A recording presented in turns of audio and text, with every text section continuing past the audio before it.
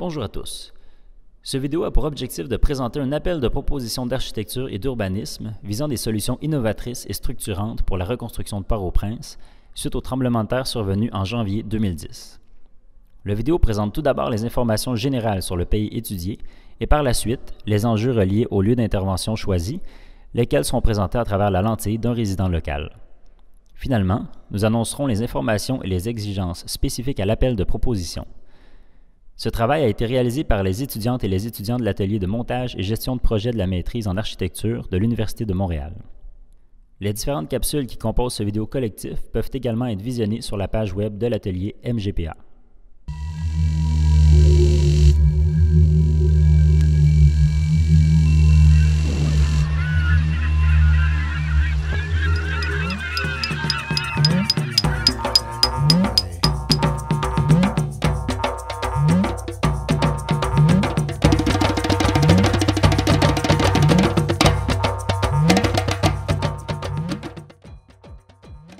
Voici Joseph.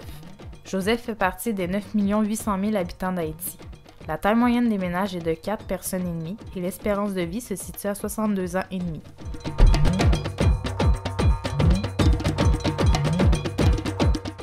La majorité des plans d'intervention proposés pour Haïti se concentrent sur le centre-ville et les villes de province, délaissant les zones qui permettent la transition entre ces lieux. Dans cette optique, l'analyse portera donc sur les segments qui relient le centre-ville de Port-au-Prince et le quartier de Martissan en se concentrant davantage sur le corridor de la route nationale 2.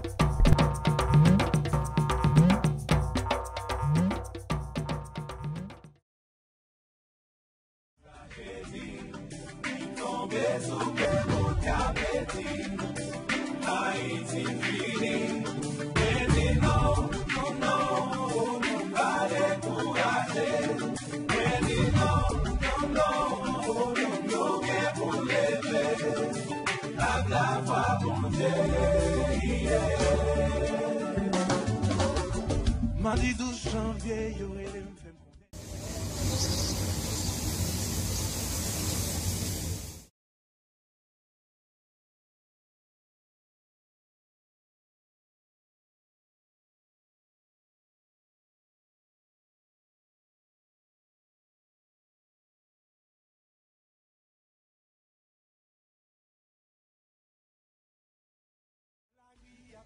La famille de Joseph a dû faire face à de nombreuses catastrophes naturelles durant les dernières années. La plus dévastatrice et meurtrière a été le tremblement de terre du 12 janvier 2010 à 16h53. Ce tremblement de terre de magnitude 7 a duré 35 secondes. Les dégâts sont démesurés tant du côté du bâti que des pertes humaines. À la fin, les autorités ont recensé environ 220 000 morts, 300 000 blessés ainsi que 2 millions d'habitants qui ont été délocalisés. Environ 175 000 maisons ont été endommagées ou détruites par ce séisme. De nombreux bâtiments emblématiques du pays, dont le Palais Royal et le Palais de Justice, ont été détruits.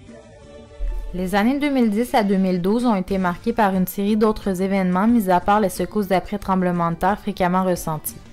À compter du 19 octobre 2010, une épidémie de choléra a débuté ses ravages et comptait au recensement d'octobre 2012 685 000 cas et 7 550 décès. Le 4 novembre 2010, l'ouragan Thomas a fait 21 pertes humaines ainsi que 6 340 maisons endommagées ou détruites. La dernière tempête ayant traversé le pays est Isaac le 24 août 2012 qui a tué 24 personnes et blessé 43 habitants. Les dommages matériels sont au compte de 1005 maisons détruites et endommagées. Conséquemment à l'érosion du sol et de la déforestation, les inondations sont fréquentes durant les saisons cycloniques. Reste qu'à la fin de toutes ces épreuves, le peuple haïtien ne baisse pas les bras. Jusqu'à ce jour, une diminution de 77% du nombre de personnes vivant dans les camps a été remarquée.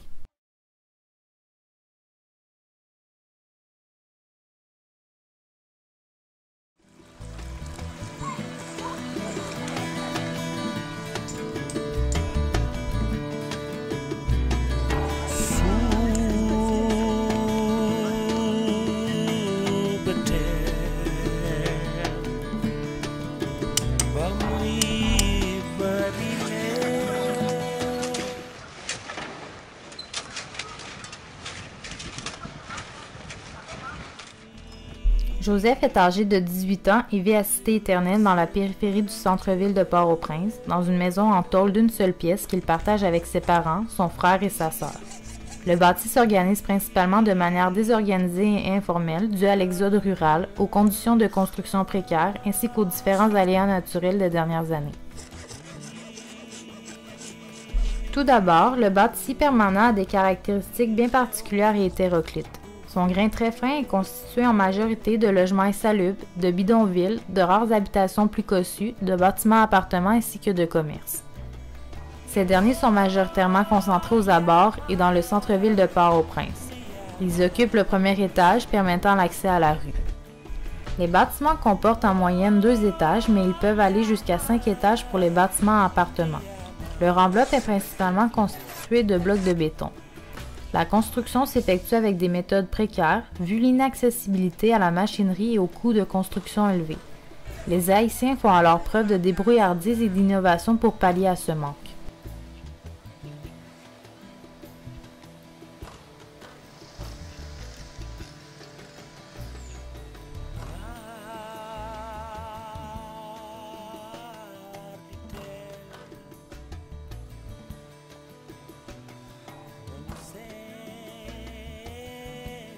Il y a aussi les constructions informelles moins consolidées qui se localisent principalement à la périphérie du centre-ville de Port-au-Prince, aux abords de la mer et à la base des montagnes.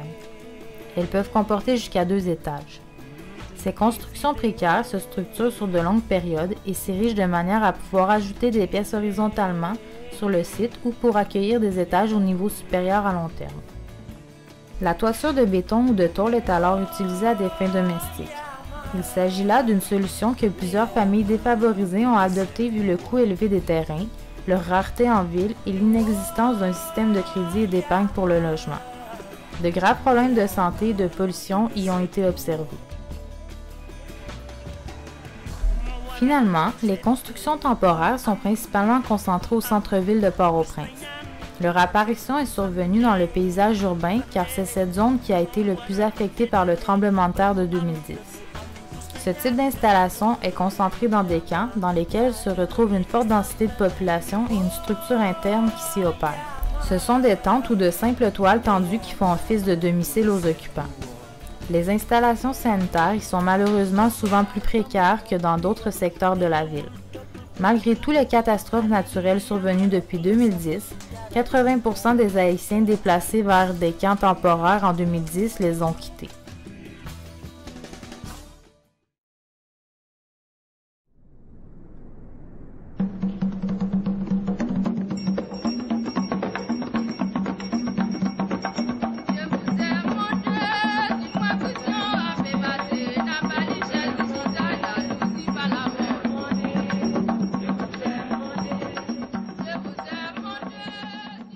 La maison de Joseph se situe à proximité de la mer. Étonnamment, la superficie qu'occupe Haïti s'accroît de façon non négligeable d'année en année. En effet, l'ajout d'une énorme quantité de remblais permet une plus grande superficie d'occupation. Le coût réduit des terrains dans ces secteurs a permis à la famille de Joseph l'acquisition de l'un d'entre eux il y a quelques années. Ce type d'implantation est toutefois plus risqué, puisque dans certaines zones, la mer finit par reprendre sa place en submergeant le remblai, que l'appropriation du littoral varie d'un endroit à un autre. Tout d'abord, il y a les zones semi-inondées comme celle où Joseph habite. L'ajout de remblais dans ce secteur finit par s'affaisser, laissant le niveau d'eau remonter à son état naturel. Chaque année, Joseph doit ajouter une bonne quantité de remblais afin de pallier à l'infiltration d'eau provenant du sol. Sa perméabilité amène d'ailleurs une grande quantité d'humidité dans leur demeure. Cette hausse du niveau d'eau crée parfois des dommages matériels et de santé aux occupants. Le type de construction des habitations implantées dans ces zones est plutôt temporaire puisqu'il arrive parfois que les familles doivent quitter les lieux. Ensuite, il y a les zones où le remblai s'est efficacement imposé à la mer. Cela permet une plus grande stabilité à long terme. On constate d'ailleurs que ces zones sont plus densément peuplées que les précédentes et qu'elles se structurent jusqu'au bord de la mer autour d'un réseau de circulation. Malheureusement, la famille de Joseph n'avait pas les moyens d'acheter un terrain à cet endroit.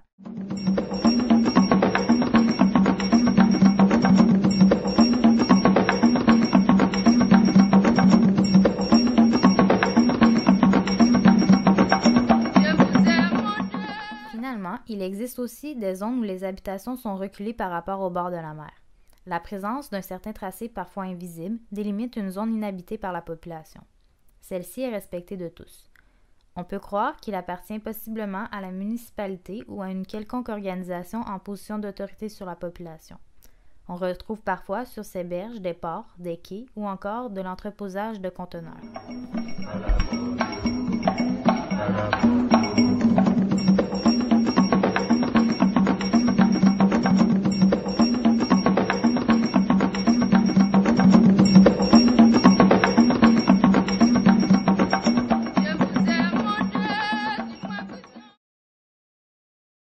Dans le village de Joseph, on retrouve aussi la présence de ravines qui permettent le drainage des eaux jusqu'à la mer.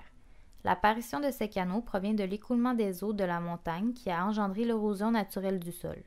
La ville s'est ensuite développée et organisée autour de ces tranchées qui scindent par moments la ville. Lors de la construction d'infrastructures routières, telles la route nationale 2, des viaducs ont été mis en place afin de permettre la prolongation des axes routiers par-dessus ces ravines. On constate une appropriation de ces passages tant pour la circulation routière et piétonne que pour l'implantation de marchés informels. De plus, afin de permettre une circulation de part et d'autre de ces ravines, les résidents locaux ont installé à quelques endroits des petits ponts de bois étroits. Ils permettent entre autres à Joseph de ne pas avoir à descendre constamment dans les ravines ou à emprunter un long chemin pour accéder à sa maison. Certaines des ravines ou des parties de celles-ci ont été structurées par des murets composés de pierre ou de béton. On les retrouve généralement dans les secteurs plus formels, notamment aux abords de la route nationale 2. La construction de ces murs réduit du coup la largeur de la ravine, la laissant parfois plutôt comme une trachée entre l'espace public devant les habitations et la route. Le reste des ravines sont laissées à l'état naturel. De façon générale, leur largeur et leur profondeur permettent une accessibilité aux familles pour des fins domestiques, telles que pour y laver leur linge. Elles sont généralement situées près de la mer, dans les secteurs éloignés du centre-ville et qui sont caractérisés par leur informalité et leur niveau de vie moins élevé.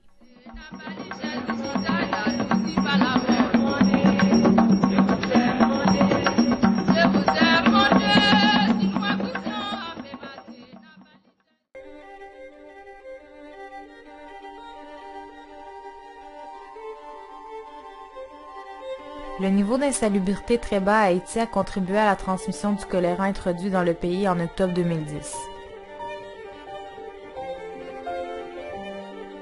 Jusqu'à ce jour, environ 350 000 personnes ont été infectées, dont le père de Joseph qui se trouve présentement à l'hôpital.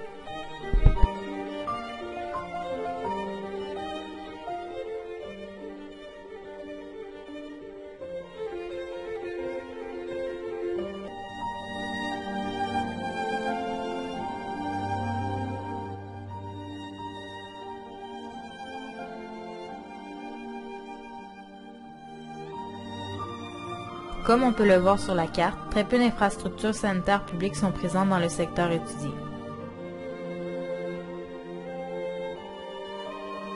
Quelques familles possèdent une toilette extérieure ou intérieure, mais ces toilettes ne sont que très rarement reliées à des égouts. Les habitants doivent généralement vider leur chaudière de déchets dans les ravines.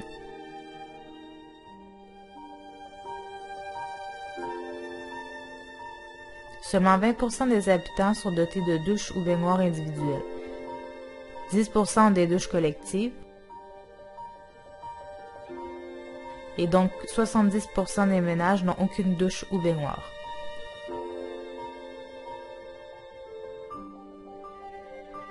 Le réseau d'égouts à Haïti se divise en 3 grandes catégories de canalisation. Tout d'abord, il y a les grands collecteurs à ciel ouvert, desservis par un deuxième réseau de collecteurs à ciel ouvert moyen, qui à son tour est desservi par des connexions et conduits de PVC qui sont pour la plupart du temps non réglementés. Le système de drainage de la ville de Port-au-Prince fonctionne comme un réseau unitaire. Par temps sec, les eaux usées s'accumulent dans les canalisations, puis lorsqu'il pleut, les eaux pluviales drainent les eaux usées des temps secs. 87% des ménages évacuent leurs déchets dans les ravines et les canaux. Et 73% de ces déchets sont constitués de matière organique.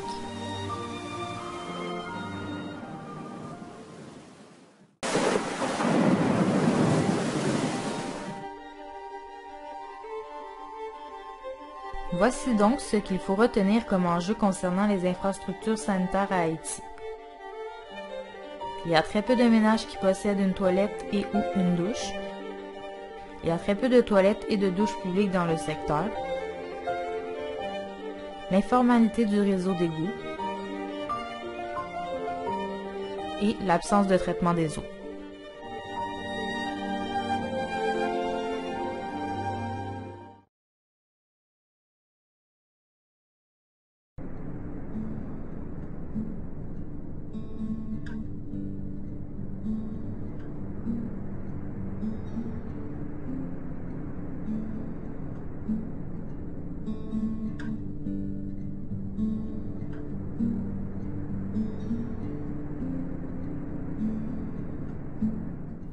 Malgré les efforts mis en place depuis les dernières années, la pollution reste un problème majeur en Haïti.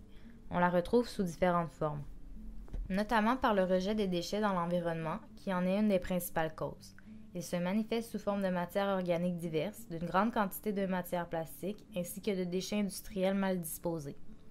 On retrouve aussi, suite au tremblement de terre, des débris provenant des bâtiments détruits, ainsi que beaucoup de matériel médical usé. En 2004, seulement 24,2% du ramassage des déchets domestiques était assuré par la municipalité de Port-au-Prince. Le reste était tout simplement jeté dans les ravines, incinéré ou dans certains milieux plus ruraux utilisés comme engrais. Ces diverses méthodes sont conséquentes de l'étroitesse des rues et d'une très grande distance à pied séparant les ménages des points de collecte qui peuvent parfois atteindre jusqu'à 400 mètres. On dénombrait toutefois 3 ménages sur 4 dotés d'un système de stockage de déchets. Soit des contenants fermés qui limitent entre autres les odeurs, des contenants ouverts qui semblent être la méthode la plus accessible pour la majorité, ou d'autres formes plus improvisées de stockage. On remarque que seulement 1,9% de la population n'avait aucun système. Ces différentes méthodes seraient associées au revenu familial de l'habitation en question.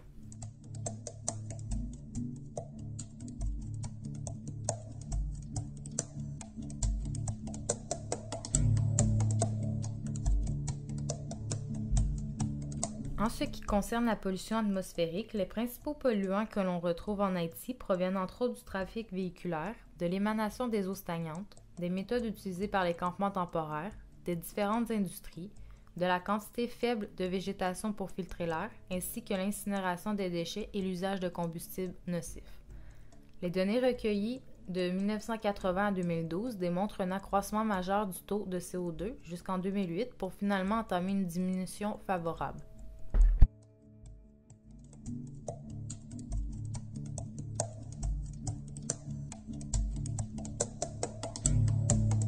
Le problème majeur de la pollution de l'eau est principalement dû aux nombreux déchets domestiques, à l'installation des camps temporaires près du réseau hydrographique, aux polluants industriels, aux déchets organiques divers, ainsi qu'à l'accumulation de déchets dans les ravines. Le graphique de la demande biologique en oxygène, qui est en fait associé à la biodégradabilité des déchets dans l'eau, nous montre que la pollution de l'eau a légèrement diminué, mais reste considérablement élevée, considérant que l'eau potable se rapprocherait de zéro. La présence du réseau hydrographique des ravines et sa concentration en polluants ont un gros impact sur la pollution du bord de mer. Lorsqu'il pleut, les déchets descendent dans celui-ci et tombent dans la mer. Enfin, un dernier type de pollution, moins quantifiable mais néanmoins très présent. La pollution sonore, qui est surtout très présente aux abords de la route nationale 2.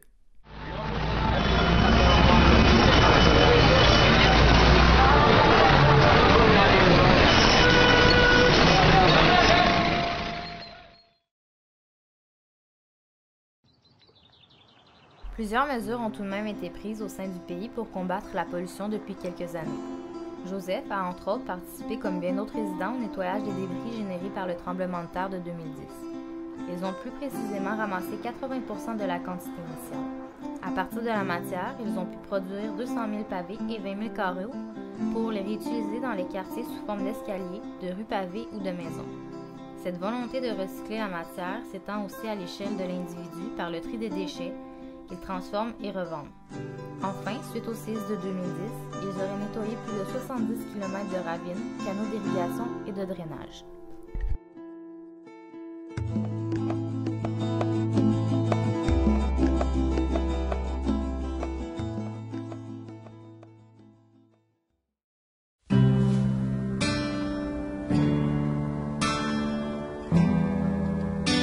Ce matin, comme à chaque matin, Joseph doit surveiller son frère et sa sœur alors que sa mère doit aller chercher de l'eau potable pour la famille.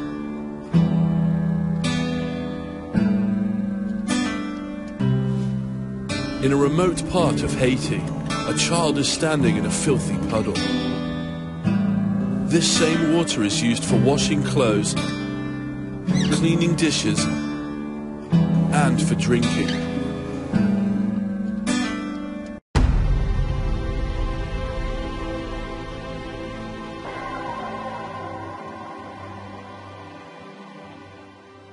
Dans le pays de Joseph, l'accès à l'eau a suivi une évolution dans le temps. C'est au début des années 1840 que se sont installés les premiers robinets collectifs surnommés à l'époque les Standpipe. Ensuite, dès 1878, les riches commencent à se doter de robinets intérieurs privés. Aux alentours de 1916, le réseau de distribution d'eau du pays était comparable à celui des autres pays du monde. C'est depuis environ les années 1970 que les riches commencèrent à pomper l'eau du réseau public, diminuant ainsi la quantité d'eau acheminée jusqu'au robinet public qu'utilisent les pauvres.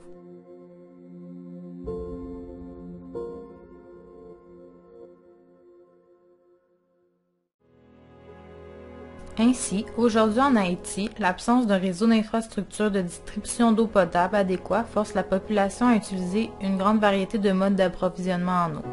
Dans les villes, 6% de la population sont dotés de robinets intérieurs. 23% de la population s'approvisionne à l'aide de robinets, puits ou fontaines publiques. 49% s'alimentent en eau via les camions d'eau, les vendeurs de seaux d'eau et d'eau traitée. «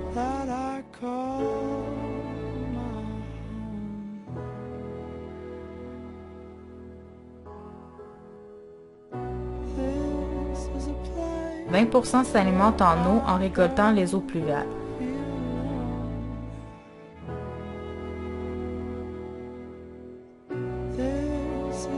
Alors que 2% de la population des villes s'alimente en eau via les rivières, contrairement à 36% dans les zones rurales.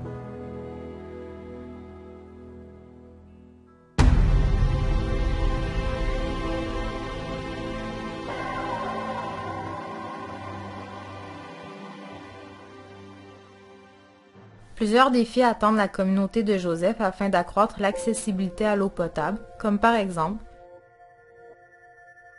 l'augmentation du nombre de points d'eau potable publics, la diminution des distances à parcourir jusqu'à ces points, l'augmentation du niveau de salubrité, favoriser l'économie et la vente d'eau potable à des prix raisonnables, et penser au développement généralisé à long terme d'infrastructures résidentielles d'eau potable en lien avec le développement de ou des infrastructures comme les routes et les égouts.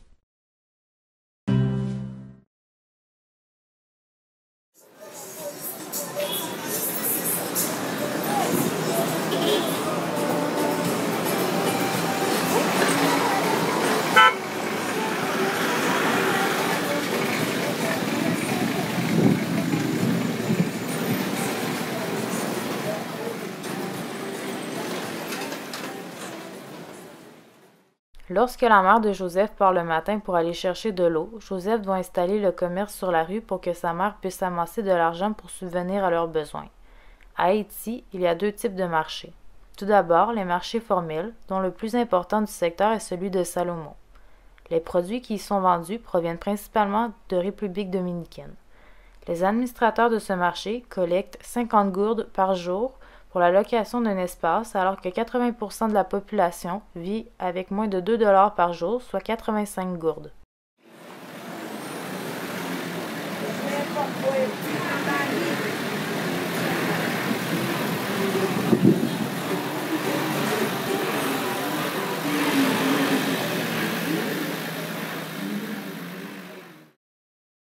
Le coût relié à la location des espaces sans infrastructure particulière dans les marchés formels amène la formation du deuxième type de marché, c'est-à-dire les marchés informels. Une forte concentration de ces derniers se retrouve à proximité des marchés formels, du stade et des artères principaux.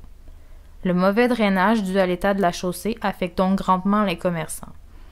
Acheter des aliments haïtiens permet de soutenir les agriculteurs locaux, d'améliorer la sécurité alimentaire et de stimuler un secteur clé de l'économie. L'artisanat est un secteur important et très présent chez le peuple haïtien. La récupération du fer provenant des couvercles d'anciens bidons d'essence est une pratique courante. Le fer est ensuite travaillé et peinturé avec des couleurs chaudes de manière à créer des œuvres ornementales à part entière. Bien que l'éducation soit théoriquement obligatoire et gratuite à Haïti, seulement 40% des enfants y ont réellement accès. La vente de produits artisanaux aide donc à rendre l'éducation plus accessible.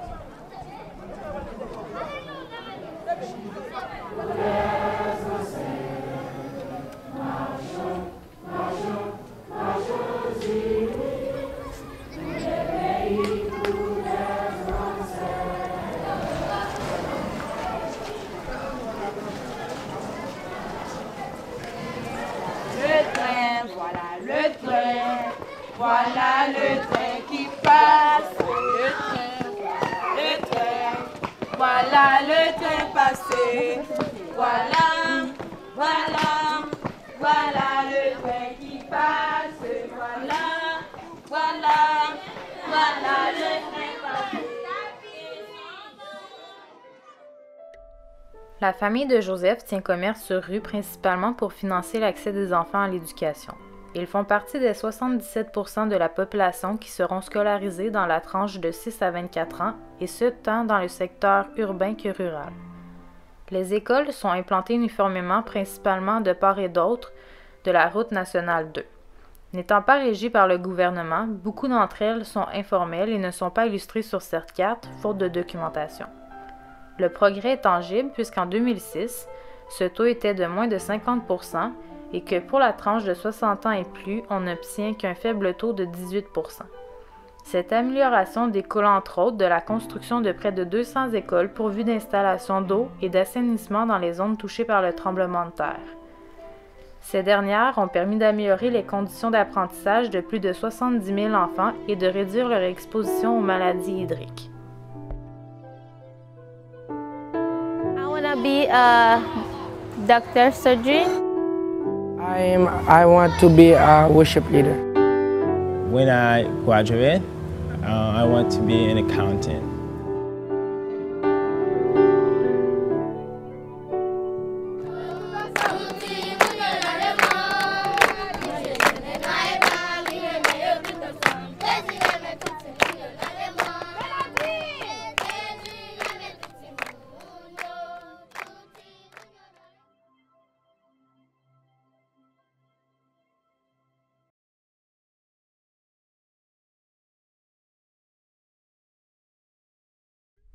La famille de Joseph tient à la scolarisation des enfants pour que de génération en génération, leur statut social s'améliore.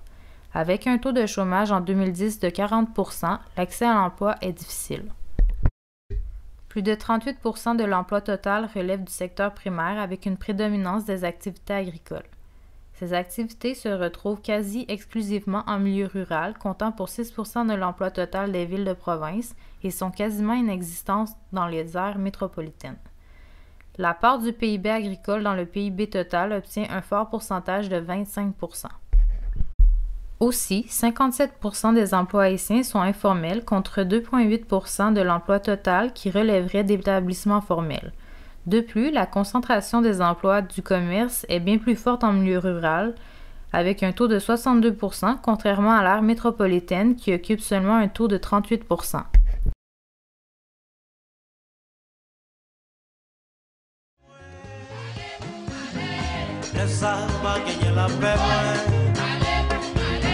Marina pour pas gagner conscience. Le sang m'a gagné la paix. Aïe,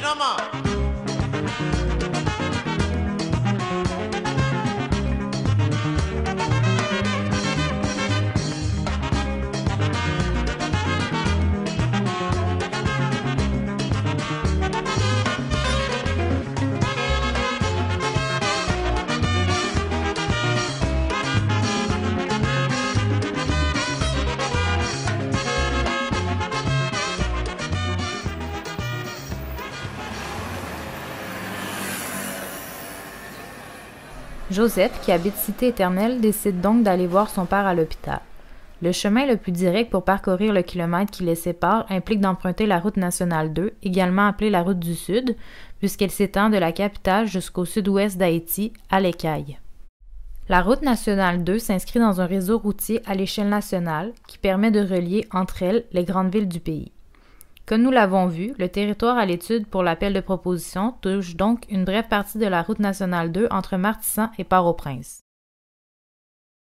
En périphérie de la capitale, l'espace public de part et d'autre de la route nationale 2 est délimité de manière plutôt claire entre l'espace résidentiel, commercial et de circulation. Ces différentes fonctions cohabitent en proximité les unes des autres sans toutefois se superposer. Par contre, cette délimitation de l'espace est plus subtile lorsqu'on s'approche du centre-ville de Port-au-Prince. Une superposition de fonctions crée alors un espace urbain mixte, caractérisé autant par les infrastructures routières que par l'espace public. La voix des marchands se mêle alors au klaxon des tap-tap, les voitures ralentissent, s'y arrêtent même, comme si la route nationale devenait à cet endroit une route locale, bordée de part et d'autre par le marché du quartier.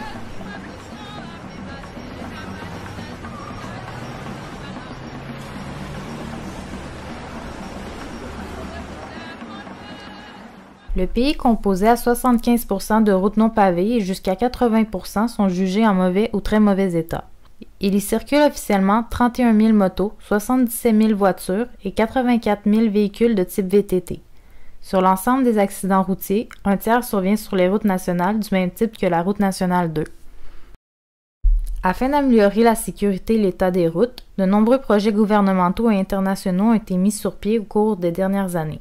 Malheureusement, ces projets sont trop souvent non complétés en raison d'instabilité politique et économique ou tout simplement ravagés par des catastrophes naturelles laissant derrière eux de grands vides à combler.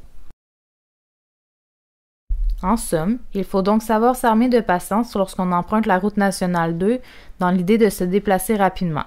Heureusement, notre ami Joseph connaît mieux que quiconque le quartier et ses raccourcis qui le mèneront à bon port pour rendre visite à son père.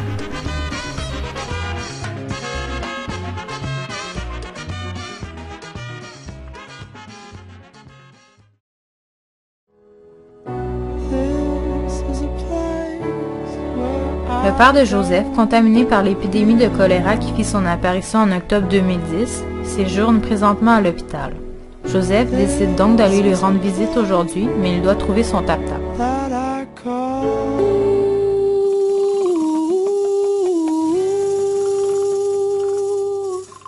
En vérité, mes amis, moi qu'un pour me déplacer, faut que moi aller, gon commission pour me régler.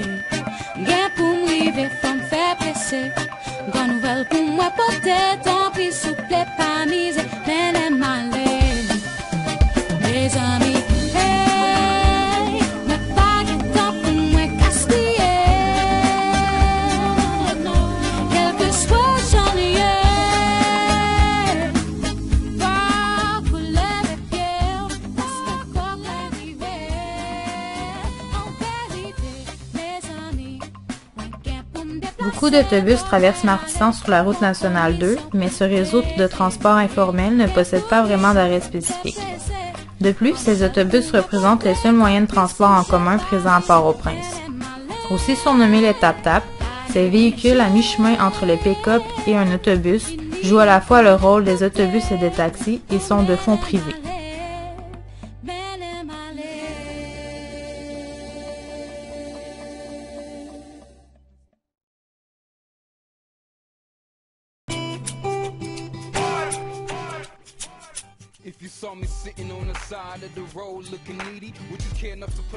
Dans le territoire analysé, on retrouve une des centrales électriques d'Haïti. De plus, de nouvelles centrales électriques doivent être construites afin de répondre à la demande qui a augmenté d'environ 314% depuis 1971.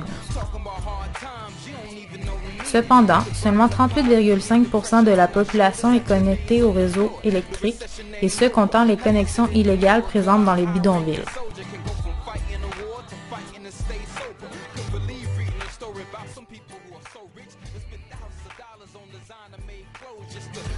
Pour ce qui est du réseau téléphonique et de télécommunications, voici les statistiques qui représentent Haïti. 3% des ménages haïtiens ont une ligne téléphonique fixe, comparativement au Canada où 100% des ménages ont en moyenne 2 lignes téléphoniques fixes. 43% des habitants d'Haïti ont des téléphones mobiles alors que 70% de la population urbaine réside dans des bidonvilles. 11% de la population d'Haïti a un accès Internet alors que 26% de la population s'alimente en eau potable directement dans les rivières.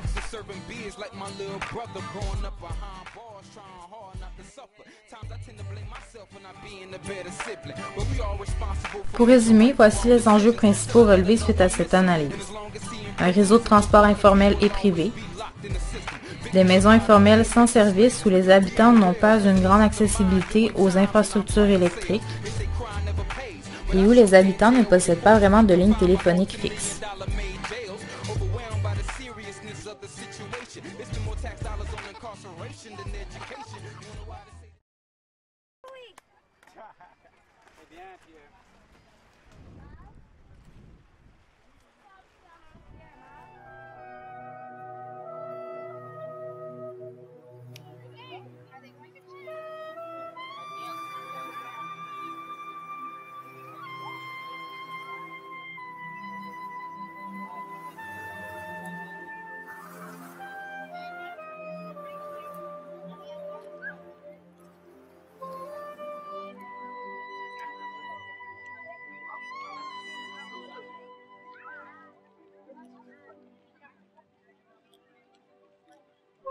Le père de Joseph, qui a contracté le choléra, a recours aux soins de santé qui lui sont offerts à l'hôpital. On dénombre une plus grande concentration d'hôpitaux au centre-ville de Port-au-Prince. Par contre, plusieurs hôpitaux sont informels et n'apparaissent pas sur la carte. Soulignons que la quantité d'ambulances par habitant est très limitée, pour ne pas dire inexistante. La culture locale veut que les hôpitaux soient de type pavillonnaire, laissant place à un type de service par pavillon et à des espaces entre deux qui permettent des aires communes. Les hôpitaux ont généralement qu'un seul étage. L'accès réduit aux infrastructures telles que l'eau courante, les ascenseurs ou encore à la main-d'œuvre qualifiée rend la tenue de ce type d'établissement difficile. Néanmoins, plusieurs projets d'hôpitaux sont présentement en cours. Les nouveaux projets ont d'ailleurs permis de réduire le taux de mortalité lié au choléra à l'échelle du pays de moitié entre 2010 et 2012. De plus, les infections au VIH ont diminué de 50% entre 2008 et 2012.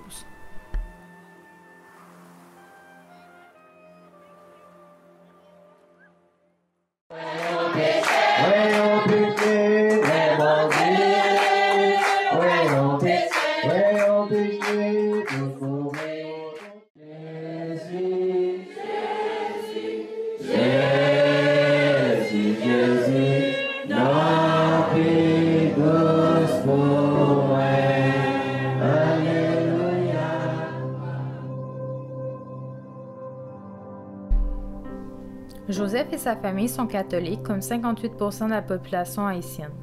Ils vont souvent prier pour le rétablissement de leur père à l'église qui se situe au nord de leur quartier. De manière générale, on retrouve une chapelle à proximité de chaque établissement hospitalier.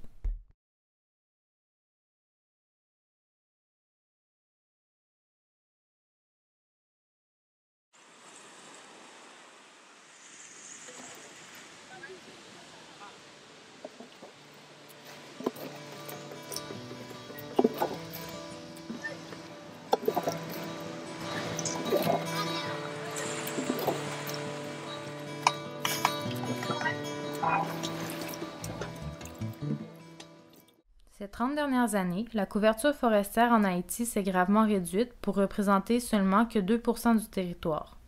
En outre, 85% des bassins versants sont en mauvais état, ce qui entraîne de fréquentes inondations, l'érosion des sols et des pertes importantes en substances nutritives essentielles à l'agriculture. La déforestation est principalement due à l'utilisation de charbon de bois pour la cuisson des aliments. L'utilisation de cette ressource représente alors de grands enjeux pour la société haïtienne. Pour pallier à cette problématique, des alternatives doivent être mises de l'avant. Par exemple, l'utilisation de briquettes pour la cuisson des repas dans les écoles, dont celle de Joseph, a été étendue. ce qui a permis d'économiser près de 20 000 kg de charbon et 123 000 kg de bois durant l'année scolaire 2011 et 2012. Il reste peu de secteurs de végétation dense dans le quartier de Joseph. Néanmoins, on doit favoriser la protection de ces milieux naturels existants afin de les préserver. Dans le secteur, on dénombre seulement 4 espaces verts. Il y a entre autres le parc Sainte-Anne. Une partie de ce dernier garde sa vocation de parc, tandis que l'autre partie fait office de camp de réfugiés depuis 2010. L'un des espaces verts aménagés est aussi protégé. Il s'agit du parc de Martissan, qui a fait l'objet du plan d'intervention de la Focale. La vocation de conserver et mettre en valeur la flore haïtienne a été mise de l'avant dans cet espace culturel de recherche et de formation. La végétation aux abords des ravines est basse et permet entre autres d'assainir le sol dans lequel elle prend racine. Lorsque les ravines sont structurées par l'homme, la végétation y est souvent enlevée. Un effort de préservation doit donc être fait pour laisser en place la végétation existante. Il y a aussi la végétation éparse qui se caractérise par des arbres de plus grande taille et qui permettent la création d'ombre dans les quartiers. Vu le climat relativement chaud auquel doivent faire face les Haïtiens, cette protection solaire est favorable au commerce et de manière générale dans la vie des Haïtiens. Finalement, pour remédier à la situation de déforestation, le peuple de Joseph a entre autres replanté et réhabilité avec des méthodes de conservation des sols plus de 800 000 hectares de terres agroforestières. De plus, des interventions locales à Aquin et Saint-Louis-du-Sud, par exemple, ont permis de préparer plus de 1,5 million de semis pour la reforestation de 1000 hectares de terrain. Cette intervention a aussi permis la création de 50 000 emplois.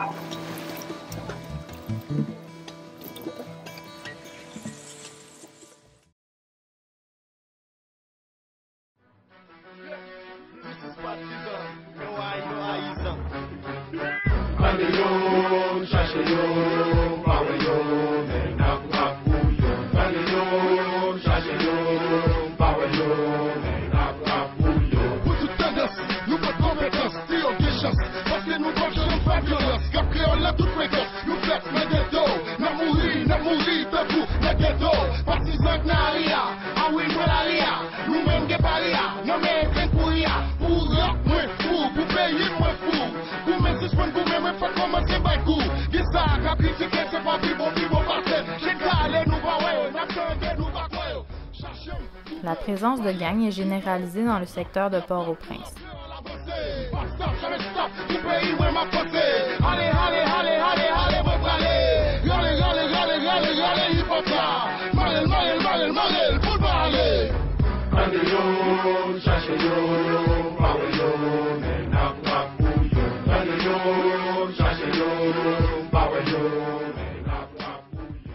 L'expansion constante des territoires et des activités de ces réseaux criminels occasionne des confrontations lorsqu'ils se rencontrent.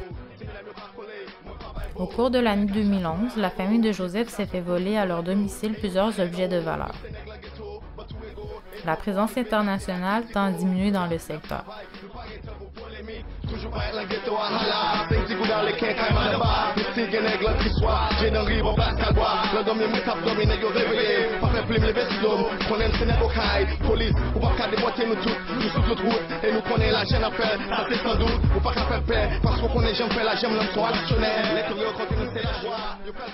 La formation a été donnée aux gens locaux pour mieux gérer ce type d'intervention. Les effectifs de police ont été augmentés de 52% entre 2004 et 2012.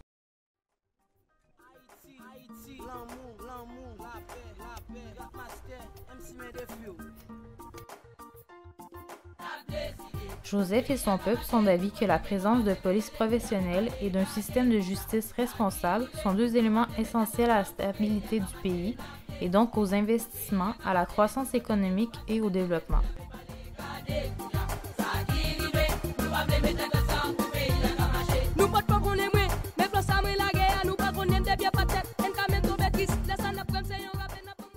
Surprenamment, à Haïti, le nombre d'homicides s'élève à 6,9 personnes pour 100 000 habitants en 2010, ce qui est relativement peu élevé par rapport à d'autres pays. pays a qu'à faire manger. Pour da exploiter, c'est importer, n'a pas importer. Haïtien levé comme le boucher. Pays a qu'à marcher, tout côté que nous va se faire, nous y a pas les garder. Ça qui libre, nous va bien mettre ensemble pour pays a qu'à marcher, n'a décidé. Pays a qu'à marcher, tout côté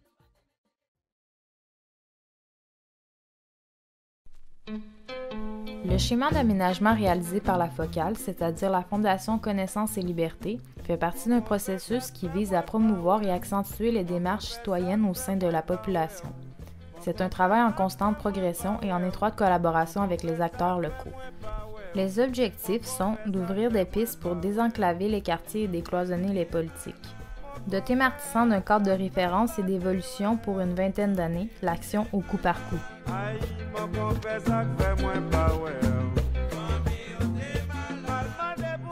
Martissant fut divisé en 4 zones.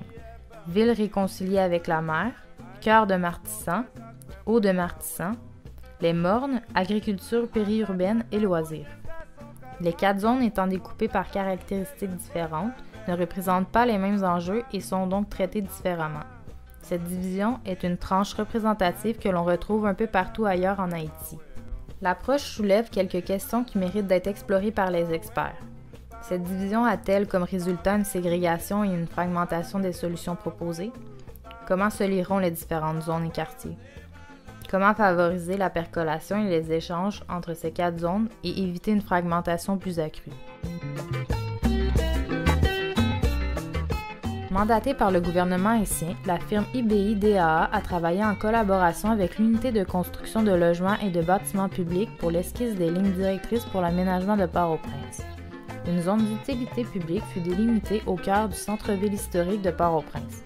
Cette zone vise à centraliser la cité administrative pour créer une masse critique susceptible de faire démarrer la reconstruction du centre-ville dévasté, affirmer clairement la reconstruction de la capitale dans ses limites historiques. Plus concrètement, le plan directeur propose de valoriser de façon contemporaine la vocation des lieux, la trame urbaine, les attributs architecturaux pertinents de l'époque coloniale et les repères institutionnels et historiques, d'affirmer le foyer du pouvoir central, de ses institutions nationales, de l'administration gouvernementale et des représentations étrangères, protéger contre les aléas naturels, requalifier les berges pour ouvrir au public et au commerce, marquer les axes structurants, améliorer la mobilité, élaborer des réseaux verts, mettre à jour les infrastructures, développer l'habitat au cœur du centre-ville, planifier de nouveaux quartiers mixtes, consolider les pôles économiques spécialisés.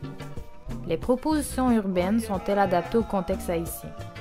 Ces plans accordent-ils une place trop importante aux standards internationaux? Quelle est la place pour l'économie informelle et la construction informelle au sein de ces propositions? L'appel de proposition qui vous est présenté aujourd'hui se penche sur l'espace public adjacent à la route nationale 2, de la rue Martissant 23 jusqu'à la rue du Docteur 2.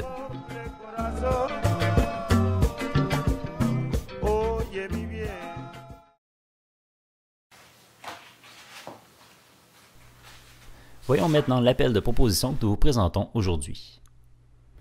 Le projet et les parties prenantes s'organisent comme suit. Tout d'abord, l'ACDI est le bailleur de fonds et finance le CIAT, le ministère des Transports publics ainsi que la Focale qui forme le comité de pilotage et lance l'appel de proposition pour l'embauche du gestionnaire de projet. Ce gestionnaire, qui est un professionnel de l'aménagement, devient le représentant du comité de gouvernance qui est composé de membres provenant des activités liées au commerce, à la religion, à la santé et au volet éducatif. Un groupe d'experts est aussi formé et comprend des professionnels de l'architecture, de l'urbanisme, de l'histoire, du transport et du génie. Ce groupe d'experts, avec l'aide du comité de gouvernance, participe à la rédaction du volet 1 de l'appel de proposition.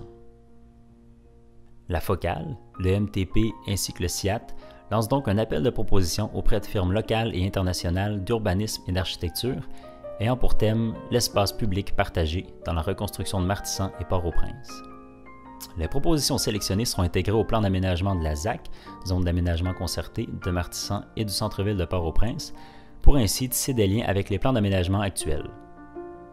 Cet appel de proposition est une simulation fictive organisée par l'atelier MGPA 2013 dans le cadre de la maîtrise en architecture.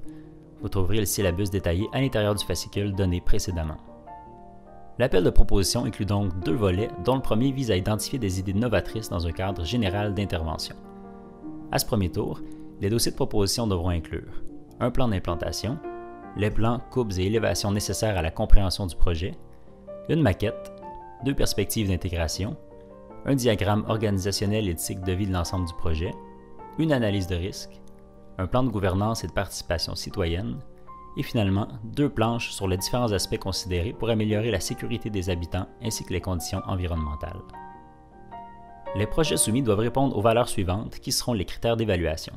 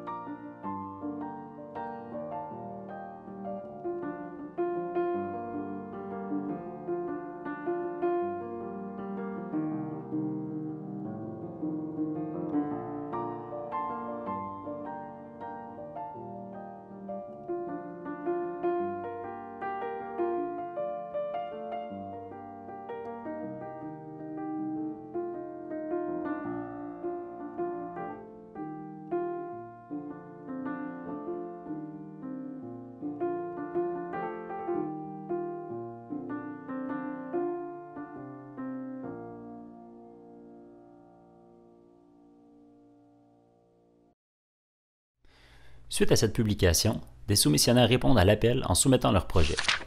L'étude des dossiers est faite par le comité de sélection qui est composé d'un représentant du comité de pilotage, un représentant du comité de gouvernance, un représentant du groupe d'experts et finalement d'un architecte. 4 consortiums sont alors retenus lors de la première sélection. Par la suite, les propositions retenues seront présentées lors d'un atelier de consultation publique au comité de gouvernance, au groupe d'experts ainsi qu'au grand public, et ce afin d'avoir des critiques constructives par rapport à leur projet.